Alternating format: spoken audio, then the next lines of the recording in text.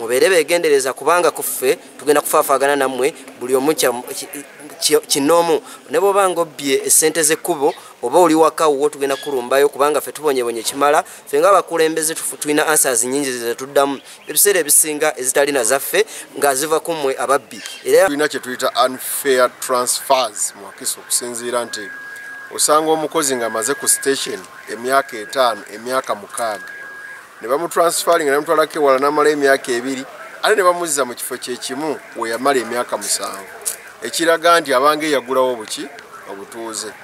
Kikosa entambula y'emirimu lwa nsonga tubanga luli twakolera ku buwumbi 10 naye nga n'obuwumbi 10 wali tebutubana oboleeta obuwumbi 8 kitegeeza osaze ku busobozi obwaffe okuwa service abantu ba wansi so kikoseza ddala omuntu wa wansi mu kufuna services kubanga Uganda Road Fund sente zeekuŋŋaanya ziva ku mafuta aganyweebwa okuva ku petrol station, ziva ku fine ezigabibwa aba traffic, ziva ku road toll, ebintu byonna byonna byekuusa ku luguudo. Sente ezo ze sente zandadde zigenda mu Uganda Road Fund.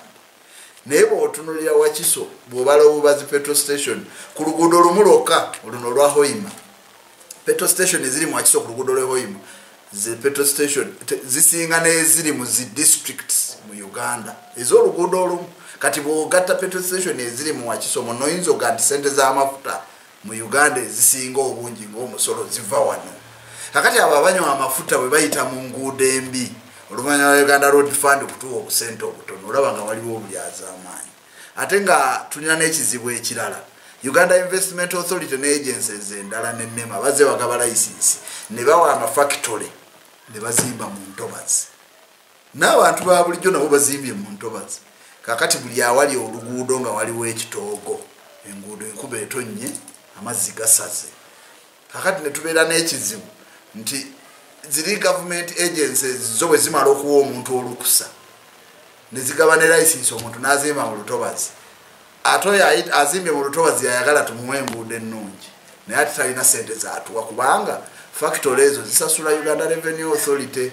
Naye ng'ekyo kivuddeko ffe tubawa bwi trading license ya mwaka gumu mitwalo 3 tegigula na Kigoma.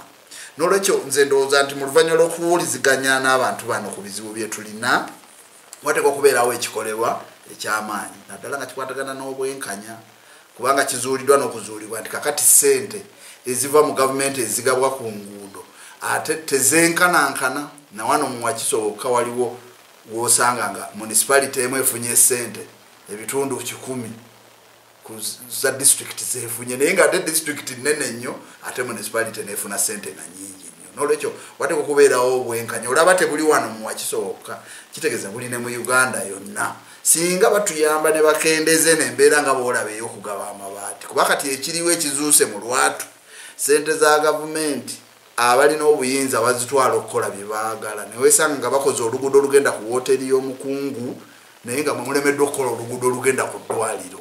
Ekyo weekiri ffe tuwoza ssente tezirabika ssente ntono naye ssente zigenda ne zikola emirimu egiyamba ba individuals ne zitakola ebyo biyamba communities.